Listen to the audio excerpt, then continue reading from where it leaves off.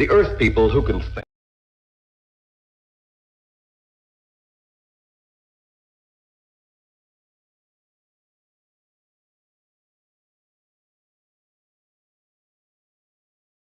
The Earth people who can think are so frightened by those who cannot.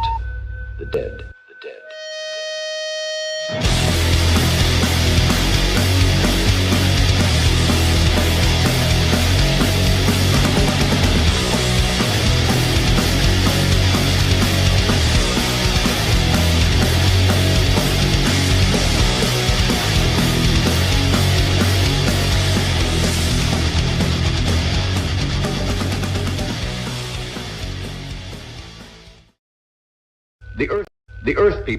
The Earth people who can think are so frightened.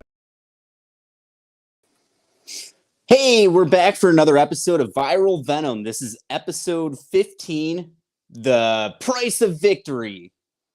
I'm Anthony, and this is Mandy. We're the team behind Friday the 13th Blood Loss and Killer Pizza. Tonight, we're joined by some special guests, but before we bring them out, we have to give a special shout out to Michael Claude Thomas and the B Movie Monsters for allowing us to use their song Plan 9 in our intro video. Thank you guys so much. Check out the B Movie Monsters on streaming platforms all across the universe. All across the universe. All across the universe. Right? Yeah. Okay. All right. So before we bring these guys out, I have to mention that remote acting roles for Friday the 13th Blood Loss are due on July 1st. We sent out individual emails to everybody that signed up for one of those perks. And I've sent out several private messages to people as well to remind them. We gave you over 2 months to get that video done. It should only take you a night to do it, if that. So if you guys are planning on turning that video in, it's due July 1st. Otherwise, we're gonna have to work with you on the next one or something. I don't know what to do. It's due July 1st. Just turn it in if you need extra time. Nobody has sent me a message and said that they needed any extra time. So hopefully you guys are planning on turning it in this month. And I look forward to seeing all of them.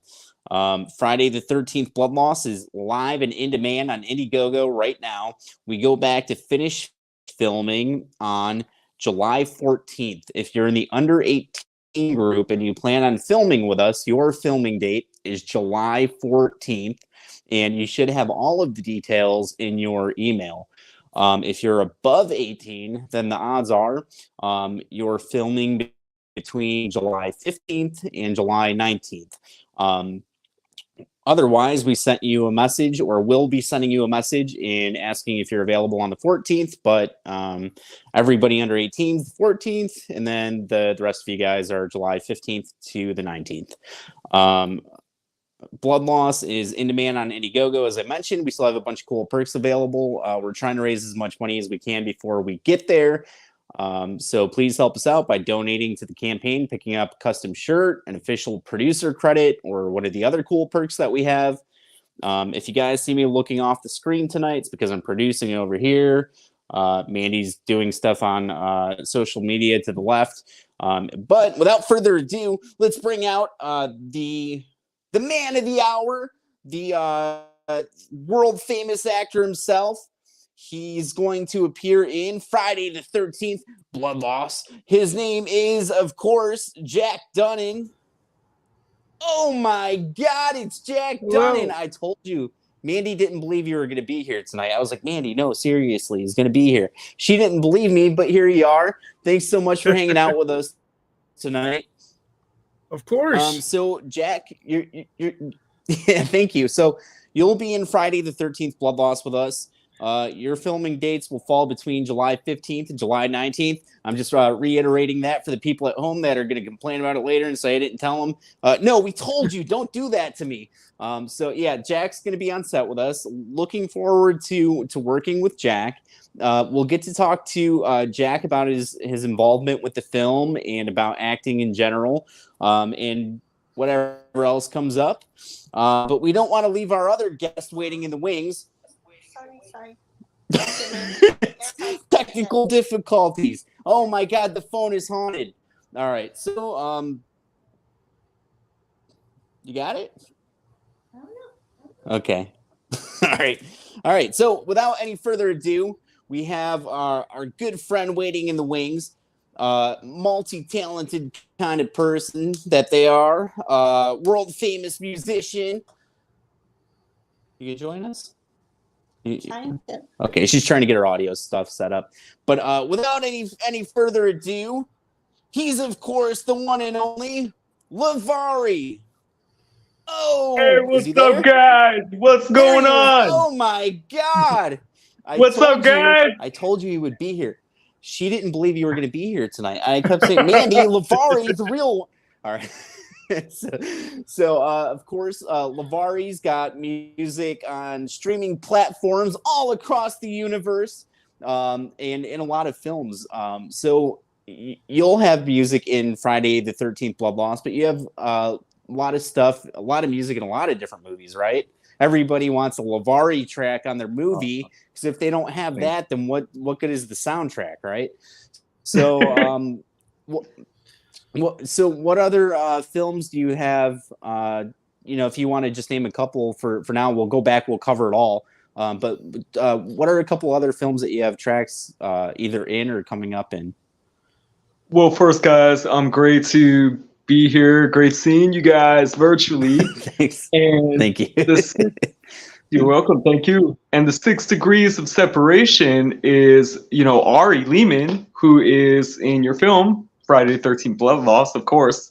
First Jason. Him and I started together in The Barn 2. So all of my scenes were with his character, Dr. Rock, and my character, Tony.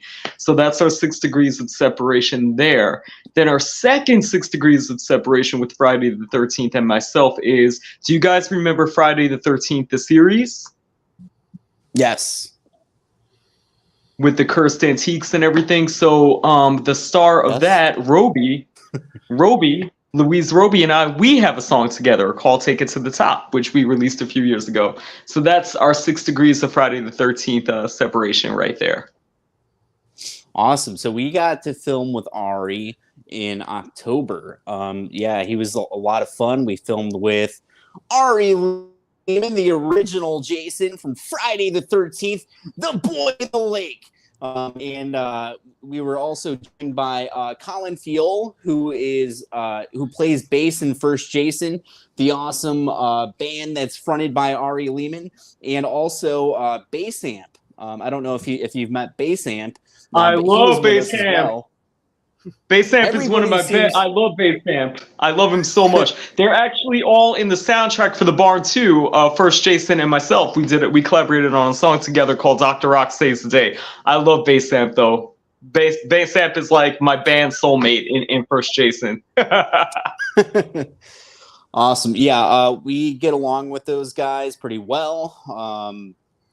Can't say enough good things about any of them.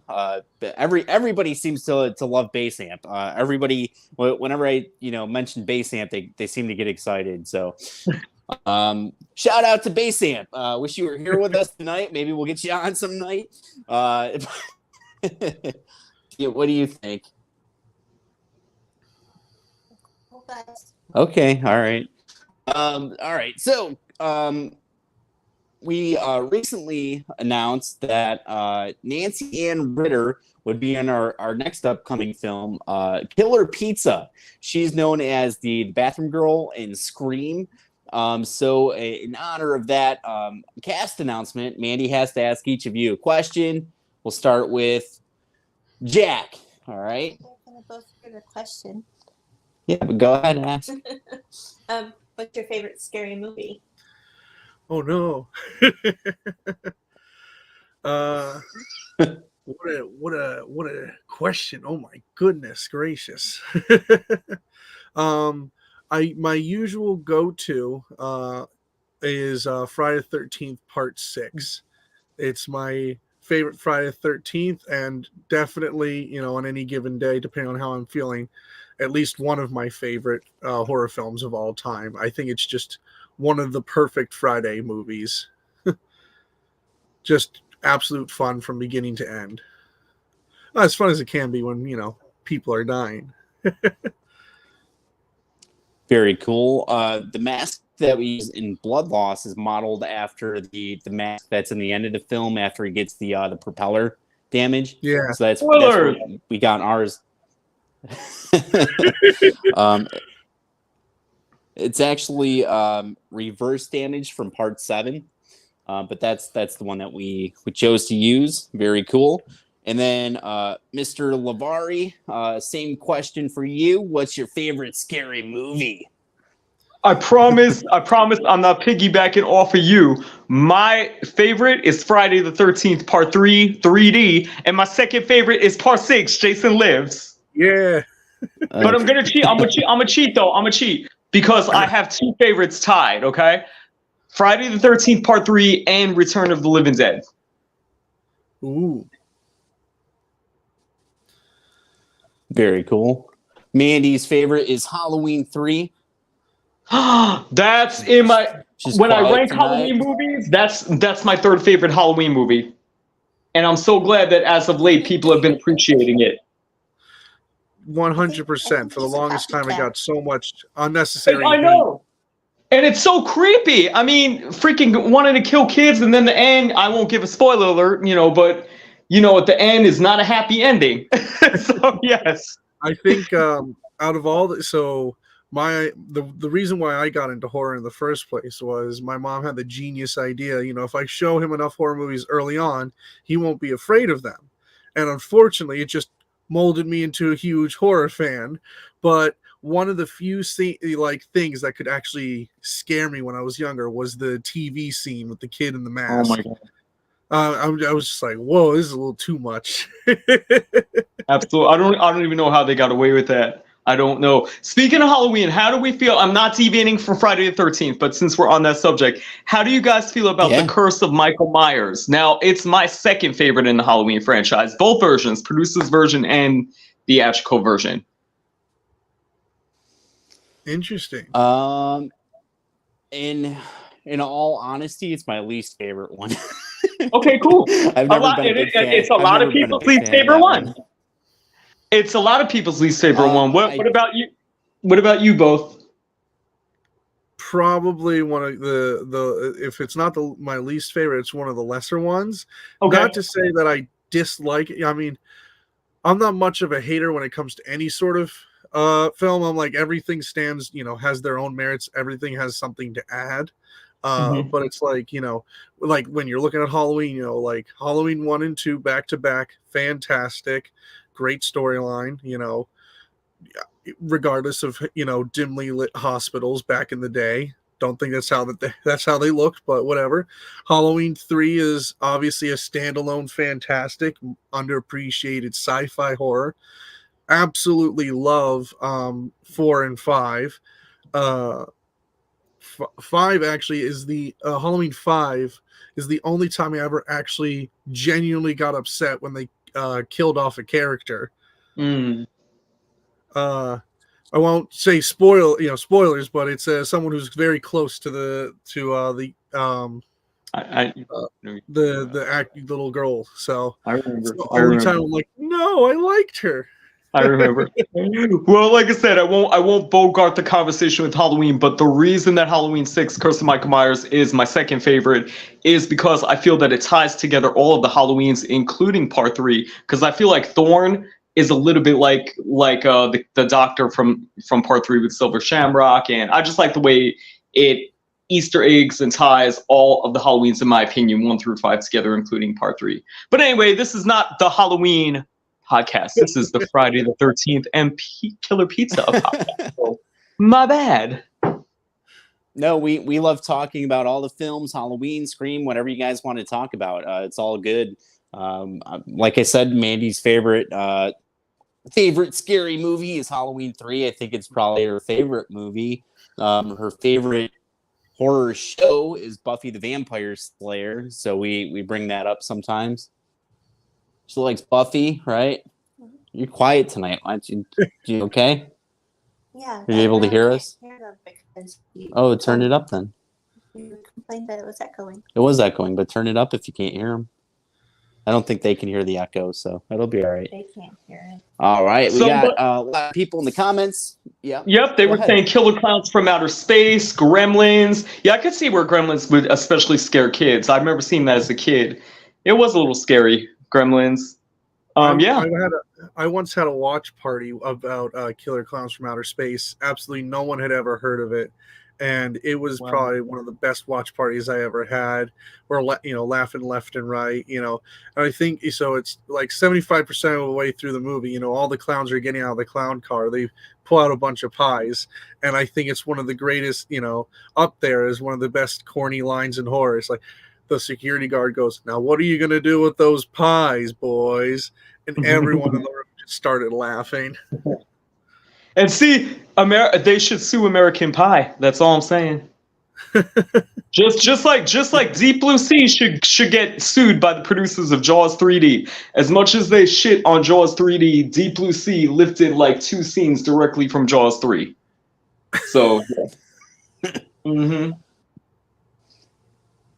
So, Yes. Lovari, do you have a favorite soundtrack from a film? Yes, I do, but it's not a horror film. That's okay. Dirty Dancing. Okay. That's my favorite Mom's soundtrack of all time. Well, it was my mom's favorite. You had a favorite. What was your favorite? Soundtrack for a movie? Yeah. I don't know. The only thing that's coming to mind right now, because there's so many of them, the only thing that pops in my head is Labyrinth at the moment. Oh, okay. It's interesting. It's a good one. And then Mr. Donan, what's your favorite soundtrack from a film? It could be any genre. Well, when it comes to movie soundtracks, if you're saying any genre, I just take a hat, put in all of John Williams' scores, and just pick one, and that's probably one of the a correct answer. But if we're gonna narrow it down to horror, let's say, obviously you have Halloween, which is absolute classic. It's super identifiable. But if we're going off of really unique, what I really enjoy is the theme from Nightmare on Elm Street, because anytime you hear those notes, it feels sleepy. Like they are able to convey the concept of like this feels eerie and dreamy, sort of. If we're talking about if I have to choose though, like a theme from a horror movie, my favorite soundtrack theme from a horror movie for me would be the Amityville Horror, the original. I just think it's so creepy.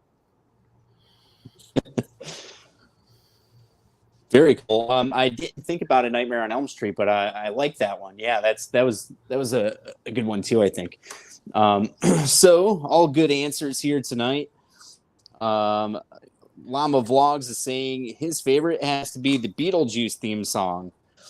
That's another good one. We have, oh my God, it's Rockstar Colin Fiol in the comments section. He wants to know, what is our favorite horror action movie? Stuff like Blade, The Mummy, etc. Mine is Hugh Jackman's Van Helsing. We'll start with Lovari. Do you have a favorite horror action movie? Blade 2. Blade 2? Blade 2. What stands out about Blade 2 for you? Because I've never been one to, when horror movies, like I'm the type of person when it comes to horror movies, I want like, blood and gore, or I want, something dealing with like murderous or suspense along the lines of Halloween, or along the lines of blood and gore like Dawn of the Dead or Friday the 13th. I've never been a big fan of vampire films at all, or vampire stories at all. Now, werewolves is another story. Like, werewolves scared the shit out of me, but Blade just impressed me for that reason. The reason that I went to see the movie not expecting to enjoy it because it was about vampires, which I just said they're not my favorite subject. And I just remember being greatly impressed by the storyline and by Mr. Snipes' acting and the special effects and the action. Yeah. Awesome answer. What about Mr. Jack Donan? What is your favorite action horror movie?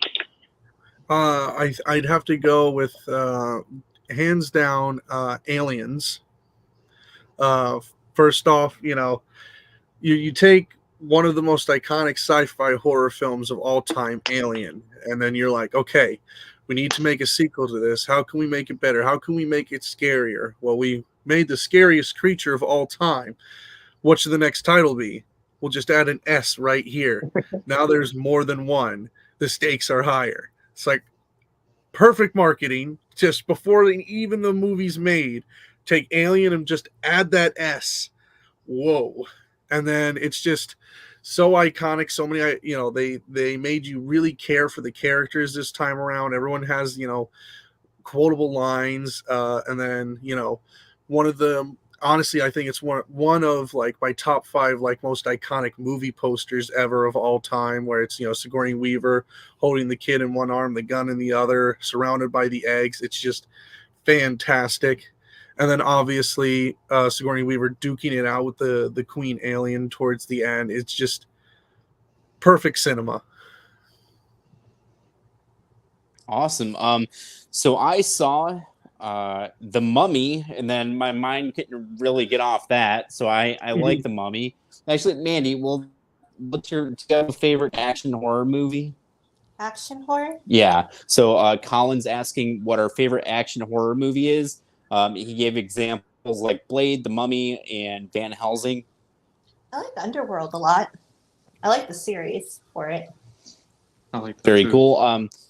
Yeah, so I saw The Mummy. In my mind, I was just kind of stuck on that. Yep, The Mummy's awesome. I like the first Resident Evil movie. I didn't think it followed the game as well as I wanted it to, but I still feel nostalgia for the first one. I was kind of younger when it first came out, so I don't know. I have a thing for it, I guess. But I also I have to agree with... The Alien movies and like Predator movies are pretty cool, though. Yep, Jack said Aliens 3. But I have to agree with Llama Vlogs that From Dusk Till Dawn is an awesome movie.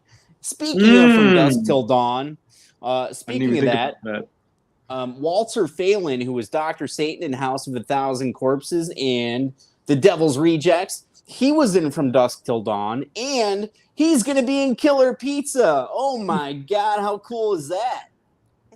It's pretty cool. Speaking of which, Killer Pizza's in demand on Indiegogo. Guys, check out the campaign tonight. We have a ton of awesome perks available for everybody out there, including custom merchandise, unique acting opportunities, producer credits, and more. You can get your song in the movie and get your book in the movie. Both my ears. You're welcome. Check it out tonight. All of your support is appreciated. Jack McCord says his favorite is The Exorcist. And Llama Vlog says, so cool. Yeah, I'm super excited to work with Walter Phelan. He's worked on The Mandalorian, the Goosebumps, the game, and the newer movies. I don't know, Charmed, X-Files, and Star Wars. The Mandalorian. You said Mandalorian. Yeah, and just a ton of other cool stuff. So super duper looking forward to talking to working with Walter. Colin says, honestly, yeah, the Resident Evil flicks are way high up there for me. As far as action zombie flicks go, Army of the Dead is another really solid contender. I don't like that one. Very cool. Sean has a question for us. What do you feel separates an average horror movie from an all-time great horror movie? That is a good question. Let's start with Lovari. I think that what separates an average horror movie from an all-time great horror movie is that after you finish watching it, it lingers with you and it stays with you. If a horror movie lingers with you for more than a day or so, then that's what separates it from an average horror film. So that lingering effect, the effect where you're still thinking about it the next day.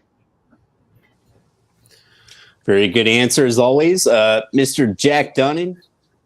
Yeah, I completely agree. It's whether it be, maybe they did a really good job with the killer and you're like, dang, that was a pretty good one, or they did a really good job making you, like I said for Halloween 5, sometimes they aren't just lambs for the slaughter. These characters, that they have in the movie, the survivors or even the victims, can sometimes leave a sort of an emotional attachment to you, So if you can just make someone care enough or be like, wow, that was interesting, or they did a well done that, they can, as long as you can live rent free in someone's mind, like you said, up to a few days after, I think that's the biggest difference between, you could go to any horror movie and be like, wow, there's a few jump scares, pretty good, blah, blah, blah, blah, blah. And then, a week later, it's like, what did we go to see again? But Right. It's like, I'm still thinking about that scene, that scene. There's clearly, a huge difference between that. Mandy, what do you think separates an average horror movie from an all-time great horror movie? You don't know? I'm trying to think. They gave some pretty good answers. Yeah, I like those answers. I probably from now on I'm just gonna ask Lovari. You could just answer for me anytime. I like all the answers you're coming up with. Yeah, I think that's good stuff. The movies that keep you thinking about them after you watch them. So it could be. Jack talked about Nightmare on Elm Street, maybe going to sleep after you see that movie and you're like, oh, what if Freddy gets me tonight? Or or whatever it is that sticks out with you. I think those are good answers, and we're just going to back those ones, I think, for now. I have a story to share about Nightmare on Elm Street 3. So okay. I worked on a film with Patricia Arquette. This is almost 8 years, probably maybe more than 8 years ago. Anyway, so we were both in the makeup chair, and I hadn't had a chance to talk with her because I wasn't in any scenes with her. The movie was VJ and I, and we weren't in any scenes together. So it was my first time to sit down and talk with her directly. And I said, listen, you've had a great body of work. I said, but my favorite movie of yours is Dream Warriors. And she said, thank you. And she said, but I have a problem with something in Dream Warriors. I said, tell me. So she goes, okay, remember the scene where we all get magical powers? I said, of course. I said, it's my actual favorite Elm Street movie. And she said, okay, so remember what some people got? I said, yeah, somebody was a wizard. I said, somebody, was like an ultra fighter. And she was like, exactly. And she's like, what was I? A fucking gymnast. She said that. And I said, yeah, but you killed Freddy at the end. So she paused and she said, yeah, you're right. True story. True story. And then we just both laughed. And that was it. But true story. She really said that. She was like, what was I? A fucking gymnast. All right. My favorite Nightmare on Elm Street. Part 3? Part 3, Dream Warriors. Part 3 is a lot of people's favorite Nightmare on Elm Street. I like part 1, part 3, part 4, Freddy versus Jason. I like Freddy's Dead a lot. I'm maybe the minority there. I actually like that movie a lot. I like a lot of things about the remake. I'm gonna get some hate for that too. Speaking of a Nightmare on Elm Street, guys, Beatrice Bupley, who's Freddy Krueger's mom in the Nightmare on Elm Street franchise, is Pamela Voorhees in our movie. How cool is that? That's awesome. She's hitting all the legendary roles, man. That's great. Good for her. Congratulations. So she filmed with us in October, and she'll be back with us again in July. So we get we get to work with her again. We're looking forward to it. So with that being said, Natalie has a question for us. what inspired us to create this movie. So we are making 2 different movies. We're making Friday the 13th Blood Loss, and we're making a horror comedy feature film, an original film called Killer Pizza. So with Friday the 13th Blood Loss, we were inspired to make it because we're fans of the franchise. We just wanted to have fun and make a short film. It was meant to be about 15 minutes long. We ended up getting funding for that. We had a bunch of backers and support, all these people that were interested in making the movie. So then I said, hey, let's make it, wouldn't it be cool if we made it like 30 minutes long? How cool would that be? And so we decided to make a 30-minute movie. And then we got more backers and more support, more funding through Indiegogo. And I said, hey, an hour. And then, okay. So now we got enough money for an hour. What if we made it a full-length feature film, like an hour and a half, like, the real movies. And so we got to that point, and then it was like, hey, what if we do this and that? And it just kind of kept growing. So we are where we are, thanks to the amazing supporters that we have. Thank you all so much for backing both of our campaigns. And then Killer Pizza, what inspired us to make Killer Pizza? Okay, about a year ago, my daughter Emily, she's 11 years old, came to me and asked me to make a film about killer tacos. And I told her, I was like, well, it's kind of an okay idea. I go, but what about something else? And she's like, I know. She's like, make a movie about killer pizza. So I said, okay. So pretty much it came from the mind of a 10-year-old, and she had like a backstory for it a little bit. She said she wanted it to be called Killer Pizza, and she loved the idea about the mafia. She's a kid, so the inappropriate things like with the dancers and stuff like that. There's no nudity in the film, just so everybody knows. From a 10-year-old's mind, it's very comedic. She actually was giggling the whole entire time. She was coming up with the ideas and stuff like that. So we're super excited to make this film. Wrote the script and everything, and she approved it. Everything centers around people who mean the world to her, basically. The pizza is named after my father, who passed away. And what the main character, one of the main characters is named after my mother. I have another character named after my oldest daughter. And the artwork that I did, the original artwork that I drew up for the Killer Pizza features my son. She wanted her brother to be the idea of the main character. She chose her brother. So I did that up and everything. And we casted Colin Field, who I felt was a perfect fit to play that part. He's going to be Brandon in Killer Pizza, and he nailed the audition and everything. So super excited to get the chance to work with him. Is that the Colin 41? Yes, that's the Colin 41. Killer Pizza has a killer cast, including Tom Glynn, aka Kringle from Creep Show, Yes. Walter Phelan was Dr. Satan from House of a Thousand Corpses, The Devil's Rejects. He was in Charmed, X-Files, Watchmen, Race to Witch Mountain, Leprechaun 2, From Dusk Till Dawn, and on and on and on. He's in the film with us. He's also helping out behind the scenes with effects. We have Al Burke. Al Burke is also known as Mr. Outrageous. He was in the WWF. He wrestled Andre the Giant, the Road Warriors, the Ultimate Warrior, and more. He was also the guy in The Wedding Singer who stands up for Billy Idol, and he says, nobody talks to Billy that way. He's the guy on the plane. He has a cult following for his role as Punchy the Clown from the Killjoy series. He's been in like every music video ever. He's worked with Eminem, Toby Keith, LMFAO, Lindsay Lohan. He's on Cardi B's newest album cover today. He just did a commercial for Airheads. So he's in the newest Airheads commercial. He takes a big vending machine and throws it in a pool, and all these people jump in after the candy, and they go, "Don't be an airhead," or something like that. It's a lot of fun. So Al Burke. We have Nancy Ann Ritter. She was the bathroom girl in Scream.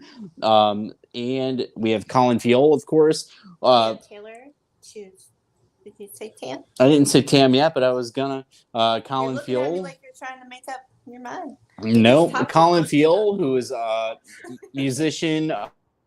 Plays the bass in First Jason, the band that's fronted by rock star Ari Lehman, the original Jason Voorhees, Tam Taylor, who's an actress and comedian, very talented, Mark Brubaker, and so on and so forth, right?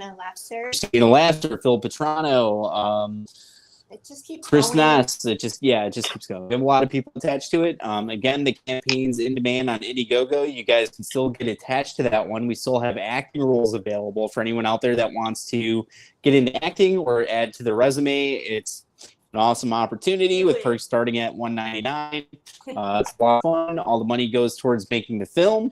Let's see what Llama Vlogs is telling us here. Yeah. Did I miss something? No, I was just saying they donate, they get to be a part of the film and everything. They help us, those funds help us get the film made, and you make my daughter very happy.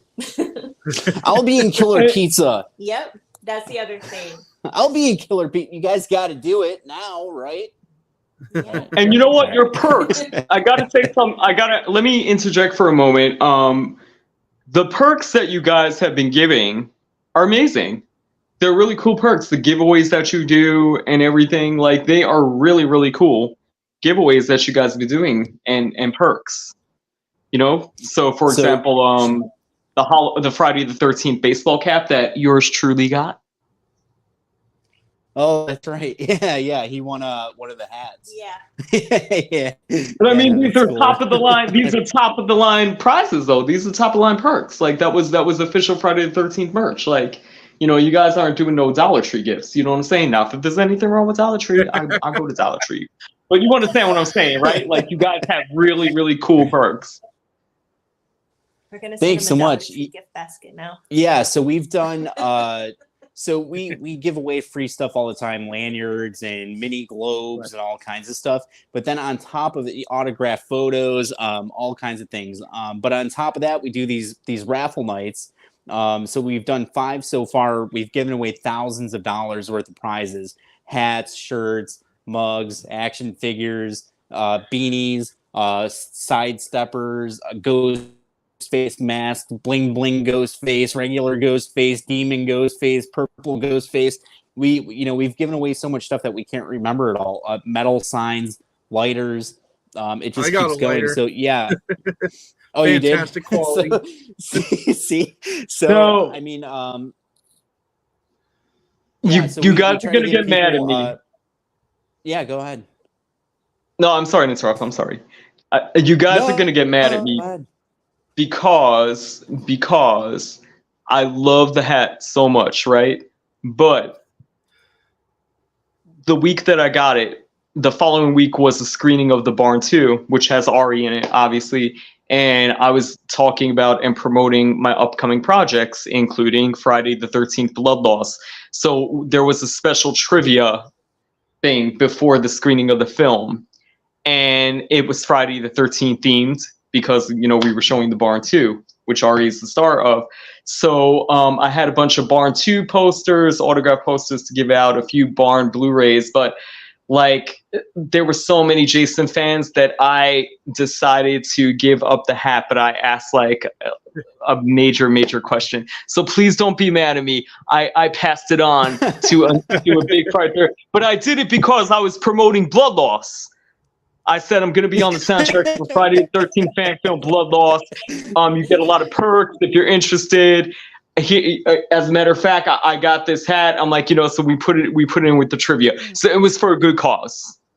It was for a good cause. And it was to promote Blood Loss at a movie theater, at a real movie theater. So yeah.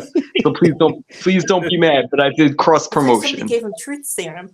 What else can we ask him? Yeah, what else is going on over there, Lovari? No, that's it. Because I wasn't sure if I told you guys. No, it sounds like it went to somebody that sounds like it went to a fan that'll appreciate it, you know. So no, absolutely. It was all Friday the 13th fans in the audience because it was a double feature, Friday the 13th and The Barn 2. Very cool. Well, I'm glad that fan got a cool prize that night as well. And they know about raffles are extending beyond. Yeah. Our raffle prizes are ending up. They could be in movie theaters. It could be. That's cool. I wonder who has it now. That Do a follow-up segment on it. that person might have did a free giveaway, gave the hat. No, I don't know. Jack says, "What separates is a great original storyline." Very cool. And Jack says, "Original, be the first." Yeah. And then Llama Vlogs, is there any horror film that stuck with you? Probably a lot, right? We'll start with Jack to give you a little more time here. So, is there any horror film that stuck with you? For me, it's the horror films that stick with. Obviously, like the franchises, they stick in the back of my mind. But if it's like a horror film that really like stuck with me, it's when you like the deep dive movies that maybe there isn't even a survivor. Like when it comes to like the Poughkeepsie tapes or Blair Witch Project, where it's like bad ending. I'd say bad ending horror films are the ones that always get me because, as a horror fan, typically you're usually like, okay, I know the jock over here might die or so and so might die, but we've been with this girl for half the movie. Clearly she's gonna pull through, and then when she doesn't, you're like, whoa, what just happened? So I think the thing that usually sticks with me is when you get caught off guard and it's like, nope, everyone dies. The murderer murdered everyone, or supernatural element got everyone, and you're left thinking, maybe it stays with you. So it's a bad ending for the characters, where they might not survive. Bad ending, as in there is no final survivor. It's just the final kill. And what about Lovari? Is there a film that stuck with you? Listen, I 100% agree with what you said. Everything that you just said, and it even harkens back to what we all were talking about in our early conversations about ones that stick through with the creepy endings, like Halloween 3, for example. The Blair Witch, actually, I was just thinking about the Blair Witch a few moments ago before this, and yeah, I totally agree with everything that you said. That is exactly who I feel as well. One exception that I would say is, but it doesn't really, it's kind of an open ending, so you don't really know what happens, is something like Dawn of the Dead. You know what I mean? Where you don't know if those people, they're going from helicopter to helicopter, but do they ultimately make it? I'm going to throw that in there with all of the other ones that you said have like bad or, savage endings. Is there a horror movie that stuck with Mandy? There's a million of them. A million? Yeah, Well, can you give us like a couple? Like, the Universal monster films. Okay. Yeah, those. I draw a lot of inspiration from those, and I've even made some artwork and everything based off of the films. Then you have your Vincent Price films, especially House on Haunted Hill, and then you have the Living Dead, the original. So when you sit there and you watch the first film in black and white and everything like that, and as much of they didn't really have a large budget or anything for that film, so it's like what they actually accomplished with it is freaking like impressive and everything. Especially the stories that you hear where they got the organs, like the body parts and stuff like that, from like the innards from the animals and everything from like a local butcher and stuff like that, and they're sitting there with them all day. So you have the people dressed as these zombies and everything sitting there eating this rotted meat, like biting into it and everything for the scenes and stuff like that. And it's like you can watch footage and everything where they sit there and they talk about like how bad it smelled and everything. And it's just like the whole surrounding to that film is pretty freaking cool. But I can keep going. It's the low like budget stuff like that sometimes can be the best because they seem so just real. Because sometimes it's like you said, they use real, animal parts, because sometimes it's just cheaper to get the quote unquote real thing, obviously not human entrails, but something similar, rather than, working in a prop department making fake intestines or something like that. And the thing that really impressed me, speaking of both the original Night of the Living Dead and the Blair Witch Project, the most impressive thing for me was with the Blair Witch Project, there is no music in the film at all. There is no There is no instrumentation. There is absolutely nothing. The entire Blair Witch film has no music, no sound. I mean, when I say sound effect, you know what I mean. There's no, ominous music or anything. And I believe Night of the Living Dead is the same. I don't think Night of the Living Dead has any music either, or if it does, I think it's very subtle, very, very subtle. It's subtle. Yeah, definitely. Sometimes less is more, you know. For sure. By the way, I also thought of, I think probably the #1 horror movie that ever stuck with me. I was trying to think of the name. Have you ever seen Megan is Missing? I think that's the ultimate, bad ending movie. Without giving any spoilers away, the plot is this girl is looking for her friend who has disappeared, and she's trying to track her down, and let's just say it's a horror film. But it's based off a true story with with two girls that had gone missing that were friends with the young girl of the father who took the girls and everything from. They were missing on their way home from school.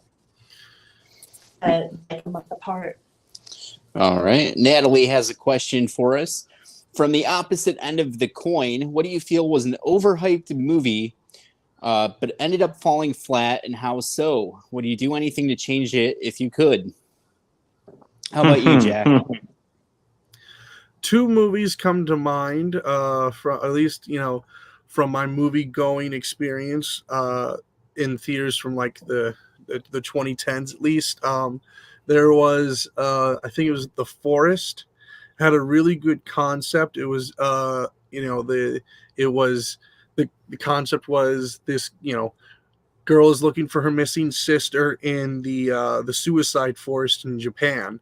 And there are some elements where it's like really, really good because the point of the movie is she's slowly losing her mind in this forest because it's supposed to be cursed and stuff like that. But I think it just kind of fell flat towards the end and just went, oh, we're out of time. All right, we're going to just do blankety blank right now. And then the other one was, ironically, the Slender Man movie. Original horror IPs, being made, like from video games that can get their own movies. This was a chance to, lead the way for a lot of these like creepypasta stories, like really well edited and, sort of like it's one of the first sort of just like online horror mythology, sort of like how, you have like Jersey Devil and stuff like that. That was like written folklore. This is online folklore, and Slender Man was a perfect, thing to try. And the movie it's as if they just did a 5-minute research session of what they needed to include and then just wrote their own story rather than taking elements that already existed. And so it just kind of fell flat. So I feel like when it comes to falling flat, just, I don't know, it's more so just, if you're going to have a concept, stick with the concept and go all in. Don't just, if you're already in the suicide forest, or if you're doing this or doing that, go all in. It's a horror movie. There's no need to tiptoe. Everyone who's coming in already knows what they're in for. So you shouldn't be afraid to do the shock factor, the shock and awe and stuff like that. Just do it. Very cool. And then Lovari, same question. Was there an overhyped movie that ended up falling flat? Would you do anything to change it if you could? You know what? I'm going to respectfully abstain from that question because I've had. If you follow my career this past month, I've been getting into a lot of controversial things about controversial opinions, which I really couldn't care less about because I always speak my mind. But I'm not going to speak my mind for this one because this film is under the same distribution company as a series of films that I'm in. so I don't want to be disrespectful and out the film. Although it's not any film that I'm involved in, but it's under the same distributor. So I'm going to abstain from that question, but I will give a little hint. Let's just say that it involves what one would say bozo is. Okay, I got you. Fair enough. Okay, I think that's with fair that, enough. okay. And I haven't been following. I didn't know anything about that, but I almost, for some reason, I was like, I wonder if that's what he's talking about. And I'm pretty sure I know. Yeah. I'll Awesome. tell you. I'll tell y'all in private, of course. But yeah, I think you got it. All right. And then, Mandy, is there an overhyped film that fell flat? Would you do anything to change it if you could? Overhyped. I know what I'm going with. I'm going to say it. Go ahead. All right. I'm going to say Skinamarink. Oh my God! Did you guys see that? Mm-mm. Oh yeah, don't bother. No, I'm just kidding. Yeah, check it out. I mean, check. Maybe you'll end up For liking it. research purposes. For what not to do. No, I'm just kidding. But it's just a lot of people said it was this great movie, and I watched it, and I'm like, what are they watching? I don't know. Skinamarink. Yeah, I don't like it. We don't like it. You know what? I'm I going can to do say. a recently film. What? Like a recent one. It's like, because there's a lot of them. Yeah. But I can go by like how when you read the reviews on like Amazon Prime and stuff like that, or like when you're on the streaming services and the people give it freaking like 4 or 5 stars, and then you click on it and it's complete garbage.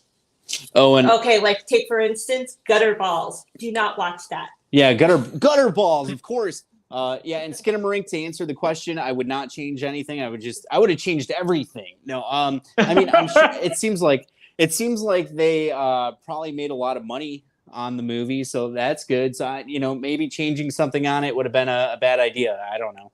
Another one was When Evil Lurked. Well, it didn't fall flat. It was okay. When Evil Lurks, it just wasn't as great as I thought people were making it out to be. It was a decent film. It just wasn't amazing, but I would. They did really good with that. I don't know what I would have changed offhand. I'd probably have to rewatch it, but yeah, that's what I was saying. But I think Lovari had something to add to it. Yeah, I'm sorry. I didn't mean to. No, you're fine, I'm gonna say one. I'm gonna say one. Halloween Ends. I just thought it felt very, very limp at the end. I thought it could have went so many different ways, and it felt like I was watching a Lifetime. The ending of Halloween Ends. I just felt like the drama. It was like a Shakespearean kind of ending, and I'm just like, dude, it like what you were saying. It's a horror movie. You know what I mean? Like, you don't need to end it on a psychological, dramatic, poetic way that I felt that Halloween Ends had its, finale. As much I was happy to see, Jamie Lee Curtis back in general for the trilogy of Halloween movies, I was still, like, to this day, I still think the best Halloween ending was Halloween H2O / Halloween Water, depending on who you talk to. But Halloween H2O, I think, was like the perfect anniversary movie. It's a solid standalone movie too. You don't have to watch any movies previously. You could know just by context clues she was attacked by this guy early on in life, and had to fake her death, and she's been living scared her whole life, not knowing when he would come back. And the ending of the movie is so perfect, and then they just undo it like 5 minutes later. Yeah, like Mariah says in regard to Halloween. I don't even look. This is how much I have disdain for it. What was it called? Resurrection? Is that Resurrection?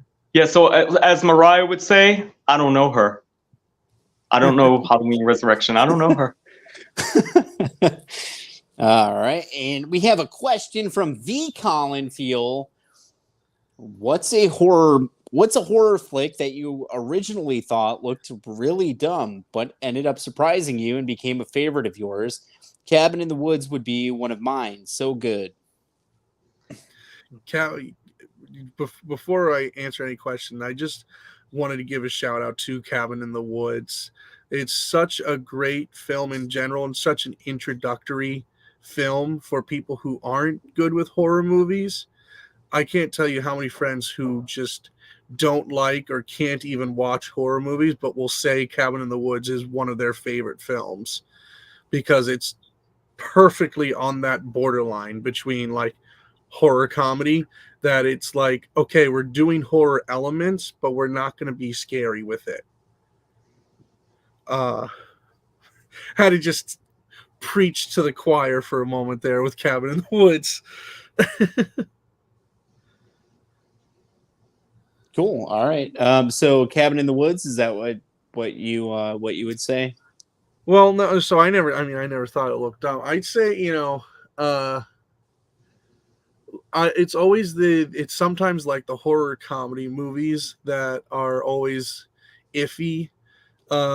It's also a weird mentality seeing them younger and then seeing them grown up. Like, ironically, when I was growing up, the two movies that genuinely really scared me for some reason, I watched all these franchises. Child's Play and It were the two ones that actually frightened me as a kid, and then now I just laugh at them and I find them so hilarious. But I would say all the Child's Play movies, 100%, like on the surface level, they look really dumb, but if you just watch them, they can be very, very entertaining. Very cool. And then same for Lovari. Is there a movie that you thought looked dumb that ended up being pretty cool? All right, this came into my head right away because it's super, super recent. The First Omen. Okay, so I was in. Did you guys see it? Did y'all see The First Omen? The new one, the one that just came out. Okay, so I was in the movies, right? And every time the preview would come on, I would be like, whack, boring. I don't think so. I'm not wasting my AMC stubs on it. I swear, every friggin' time I saw this trailer, I was like, mad stupid, dumb, boring, because it looked. I don't know if you guys saw the trailer. It just looked so boring and so like stupid. It looked like a wannabe, like I can't even tell you, like what is the word I'm thinking of? It looked like it was, and this is in no disrespect to teenagers or to teenage girls, but the trailer looked like it was like a teenage girl dramatic, scary thing. The trailer did the film no justice at all. I ended up having an extra thing with my stubs, the AMC stubs. We see the 3 free movies a week. No, I'm not Nicole Kidman. I'm not advertising. I'm just saying it for y'all that might not know what the AMC stubs is. Anyway, I had an extra stub, an extra film to see. So I was like, fuck it. I'll just see the dumbass, boring looking Omen movie because it's horror and I got to watch all the horror movies anyway. And it was so friggin' good. That trailer did it absolutely no friggin' justice. It's one of my favorite horror films of the past 2 years. First Omen. Yeah. There you go. My answer. Is there a horror movie that looked dumb that ended up being good? I'm having a hard time thinking of one. I can think of a couple that looked dumb and ended up being dumb. Yeah. Yeah. Imaginary. That's what I was gonna say. Night Swim. Oh, yeah. That's what I was gonna say. Yeah. I grew up. I thought maybe it would be good, but I was disappointed in that one. When I ran out of like the franchise movies, I would just when I was younger, I just watch all the straight to TV movies on the Sci-Fi Channel, and let me tell you, some of those. They had a name, and that was about it. I will say this, though. It wasn't dumb. It was cool, but Five Nights at Freddy's, what wrong trailer marketing? They were showing Five Nights at Freddy's during R-rated movies. So I'm sitting there, I had no idea. I didn't know Five Nights at Freddy's was a video game. I didn't, okay? Wow. So I'm like, I can't wait to see this. This looks mad good. 80s inspired horror. So, you know, I have my ticket. And I go into the theater and I see like all these like 10-year-olds to 12-year-olds. And I walked out of the theater because I thought I was in what's that other movie that was out at the time? Despicable Me or something. I was like, oh, this must be the wrong theater. Then I go back to the, you know, the stub person. I'm like, which theater is Five Nights at Freddy's? They're like Theater 5, and I go back in. I'm like, why am I like the only middle-aged dude up in here? And there's like all these teens and preteens. That being said, it wasn't a bad movie, but it was the trailer, and they were showing it during R-rated movies. That was totally misleading. I felt like such a creep sitting there by myself. Again, that's but it wasn't bad. But I'm saying I had no idea it was like a kid's video game. That's what, you know, again, it's interesting, the new, you know, new genre of horror. Like I said, Slender Man kind of fell flat, but Five Nights at Freddy's, it already had, you know, it has, you know, like 10 plus games and even books. So like there was enough there to write a actual, you know, storyline and stuff like that. Plus, Matthew Lillard is always a plus. Yes, it was funny. He that, you know, I mean, he already has Scooby-Doo and Scream under his belt. He didn't need another franchise, but he said, right. When he did, you know, when he was announced for FNAF and did all that, like he said, it completely reignited everyone's, you know, love for him, and he's still seeing, you know, he when people are walking up in his lines now, he has no idea what it could be for, what age, because it's like it could be a kid who just saw FNAF, or maybe they saw the Scooby-Doo movie, who knows. And he loves it so much. And I recently saw a hilarious post that he shared, because they were refitting him or something for the next FNAF movie in the the bear costume, and he was at like Warner Brothers warehouse or something like that, and so they were able to bring out the original stand-in Scooby-Doo from the original Scooby-Doo movie. So it's just him in his killer costume next to Scooby-Doo, and it's just hilariously quote unquote wholesome, you know. It's like he's the one in the mask now. Wow. And speaking of Five Nights at Freddy's, I'm going to be in the horror film Clown Motel Part 3, and Joseph Poliquin from Five Nights at Freddy's and I will be in the scenes together. So Joseph Poliquin was the dude that in Five Nights at Freddy's he was actually the only one that got killed in the movie. That was the only kill scene you see in the entire movie. That was him. And then Clown Motel 3 also has Ari Lehman, the original Jason Voorhees, who's in Friday the 13th Blood Loss, as well as Al Burke, who is Punchy the Clown. He's appearing in Killer Pizza. So very cool. Wow. Yeah, we're going to start filming it at the end of August, so I'm super excited about that. But yeah, Joseph Poliquin from Five Nights at Freddy's, he's going to be in it. He's actually my sergeant in the film, so I got to take orders from him. Ooh. Then the director of Clown Motel is Joseph Kelly. He's actually from my hometown. He was the first movie person that I ever met. So the first person I met that did movies and stuff. So it's kind of like full circle kind of thing. But very pretty cool. Looking forward to it. Seeing what you guys come up with. That should be a fun film. Thank you.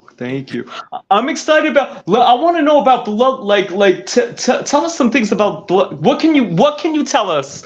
What can you, Mandy and Anthony? What can you guys tell us about blood loss or the general public that we may not know yet? What can you give away? Give us something. No, it's come on. Give us something. Give us something. Give us a spoiler without spoiling, if we should say. I know that's an oxymoron, but you guys know what I'm talking about. Yeah. So there's Detective John Hawthorne. He's played by Christian Bester. Christian was just in Law & Order SVU a couple weeks ago. Congratulations to him. He is playing a detective that's investigating some homicides that have taken place around the Camp Crystal Lake campground, which is now being it's under new ownership from a sketchy, shady kind of character. And a lot of people are going missing and turning up dead. And so he's trying to figure out what's going on. When all of a sudden, what you know, this big scary guy in a mask shows up, and he's got to connect all the dots for us. But that's pretty much the general idea, right? That sounds really cool. Pretty much the general idea. But yeah, it's pretty much a general idea. That sounds awesome. That sounds awesome. Now wait, now look, I'm turning into the interviewer now. Now, yeah, tell me about your role in the film. I'm not in the film. No, not you. You. Oh, Jack. Yeah. So Jack, he's going to be one of the residents. So we are going to finalize some of the details for him over the next couple weeks. But he's one of the residents of Camp Crystal Lake, and he's going to be maybe investigated by Detective Hawthorne. So he makes an appearance in there and gets a cool scene or two, and then we'll be happy to work with him. And you guys will have to wait to find out the rest. Very excited. Now tell me about my song "Yearning." What part does it play in the film? Or have you decided where it's going to be placed in the film yet? Film the song plays in. Oh, what part of the song is your film?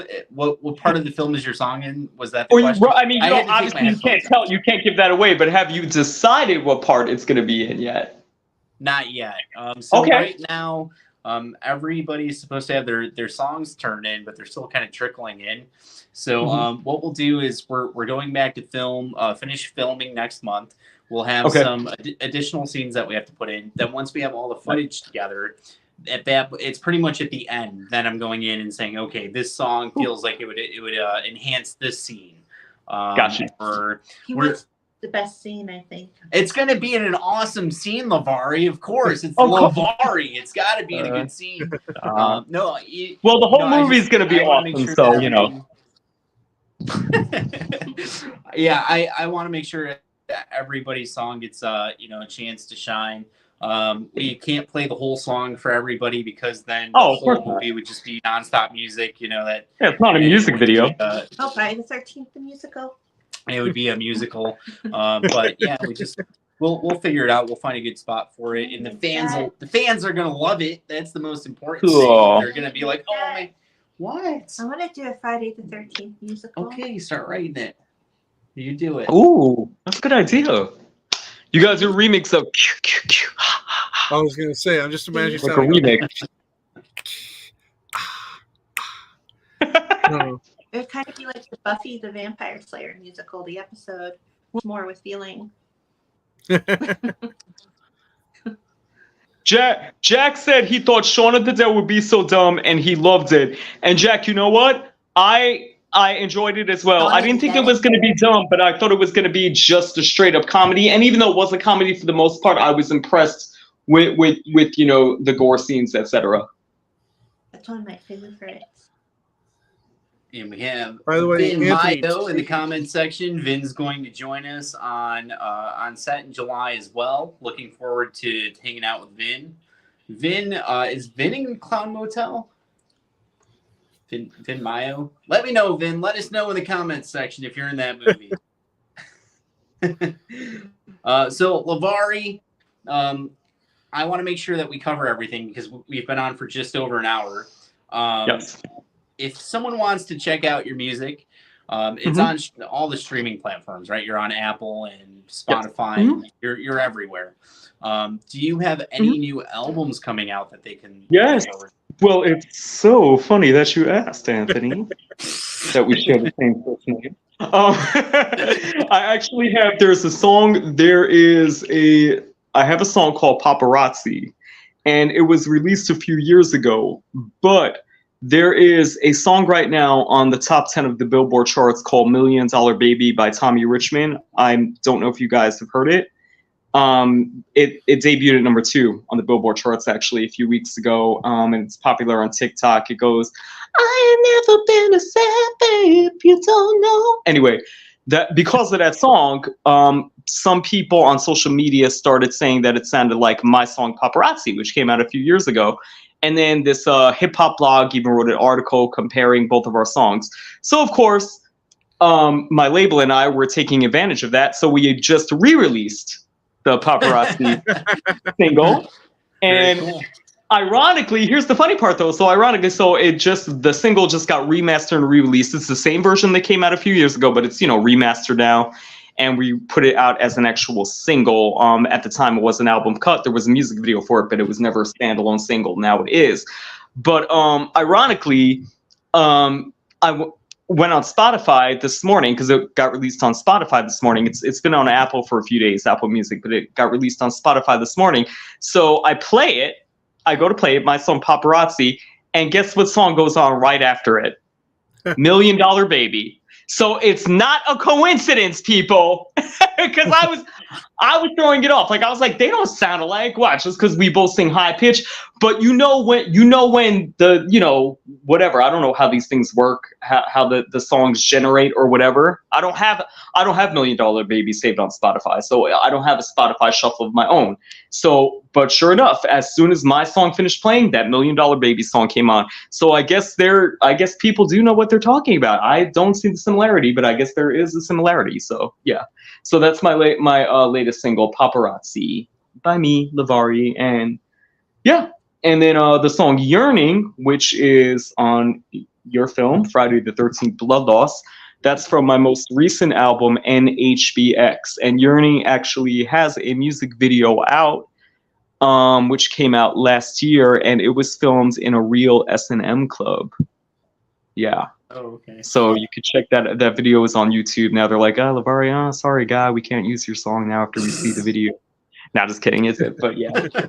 So that was filmed in an S&M club, but it's cool. It's not pornographic at all. It's very tongue in cheek and fun. It's, I would say, PG-13. But yeah. So Yearning, which will be on Friday the 13th. What's that? Wait, I didn't hear you. I'm sorry. What was that?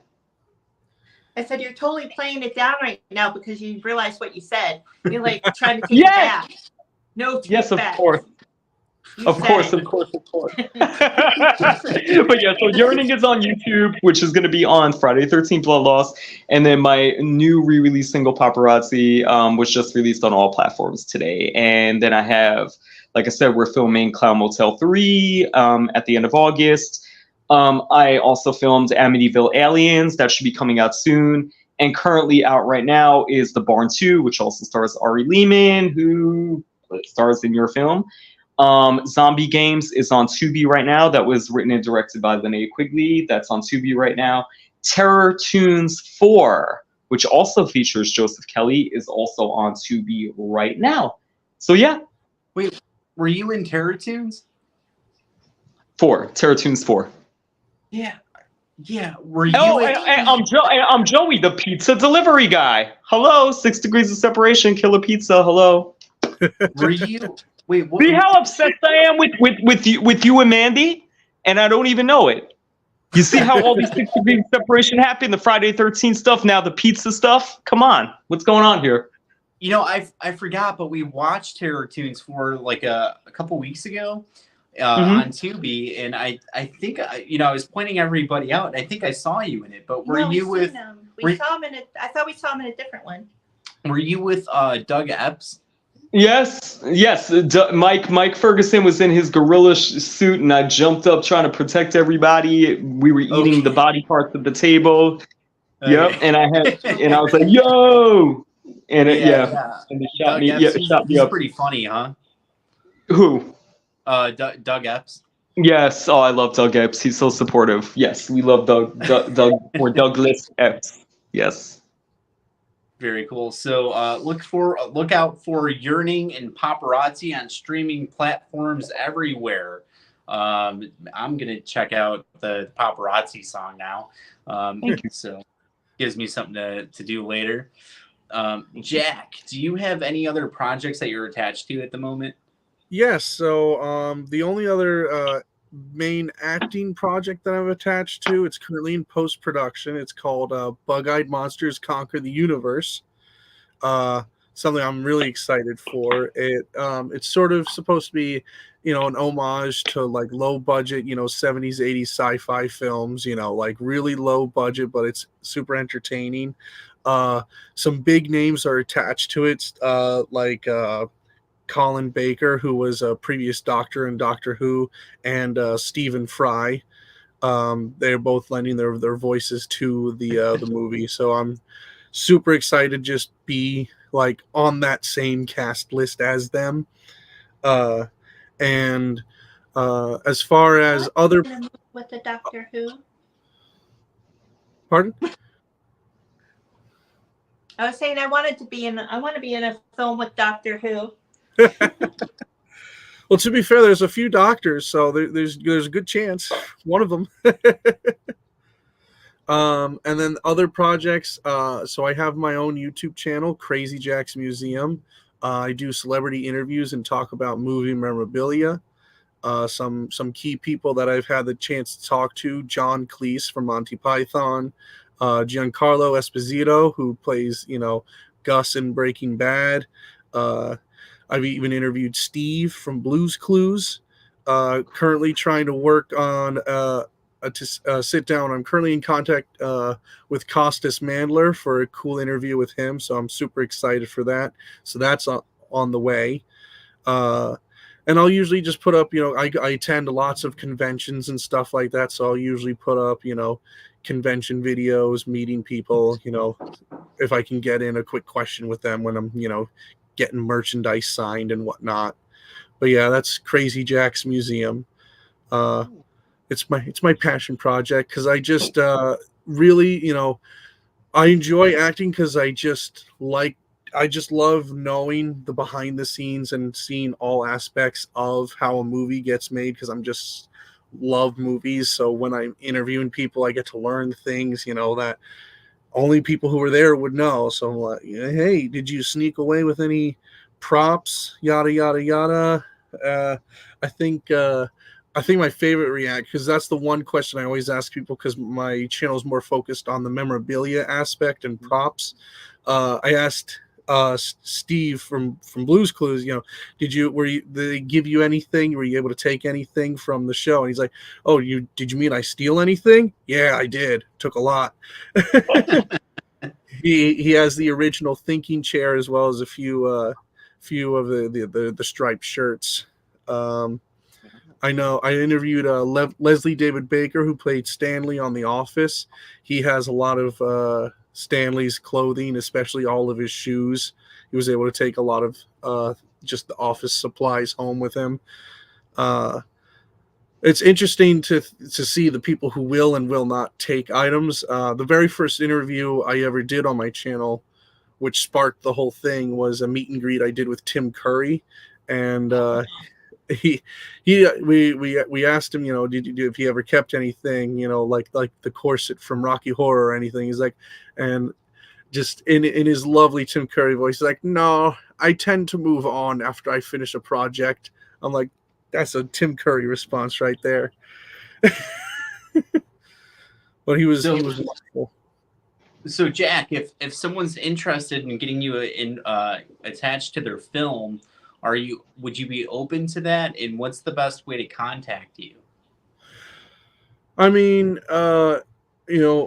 Crazy Jack Museum is my, handle on most things: Instagram, Twitter, stuff like that, or just look me up, Jack Donan. I'm on Facebook, yada yada yada. Because if I want to give out my email right now, but it's super easy to find me. Just look up Jack Donan or Crazy Jack's Museum. You'll find me, and I'd be more than happy to lend a hand with any project. And then Lovari, same question for you. If someone wants to hire you to act in their film or to work with you on the music stuff, are you open to it? And what would be the appropriate way to get in contact with you?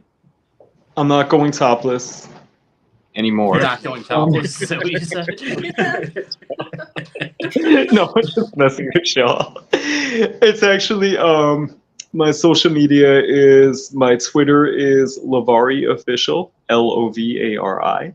My Facebook is Lovari, Lovari, and my publicist is 34whalepr@gmail.com. That's the number 3, the number 4, WHALEPR, 34whalepr@gmail.com. And then my email is lavariactor@gmail.com. And my OnlyFans, I'm playing. Very cool. Guys, there you have it. If you want to hire these guys, I recommend you do. They have to work on blood loss first, but then you can add, no, I'm just kidding. Yeah, get in contact with them. Jack Donan, thank you so much for hanging out with us tonight. We look forward to working with you next month between July 15th and July 19th, everybody out there. And then Lovari, thank you so much for hanging out with us tonight. Of course, we're grateful for your participation with the music and hanging out with us and all the cool stuff that you've done. Look forward to working with both of you on future projects from now until forever. Thank you guys so much for hanging out with us. We've had a lot of fun tonight. We'd love to have you, have you back on whenever you want to come back on with us and talk movies and music and I don't know, theme parks and whatever, amusement parks and whatever, whatever else.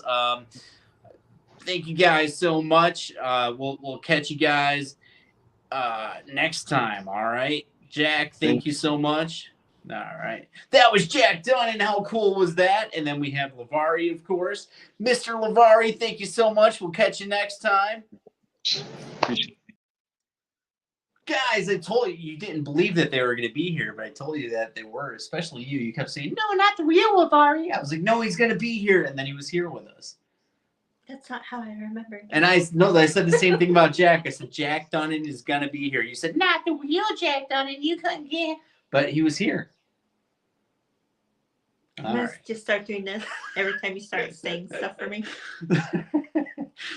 Guys, thank you so much for hanging out with us tonight. We're live again tomorrow night at 9 p.m. Eastern with some brand new guests. I believe Matthew White is on with us tomorrow night. I don't have the schedule right in front of me, but we'll be posting that soon. So keep an eye out for that. Friday the 13th, Blood Loss is live and in demand on Indiegogo.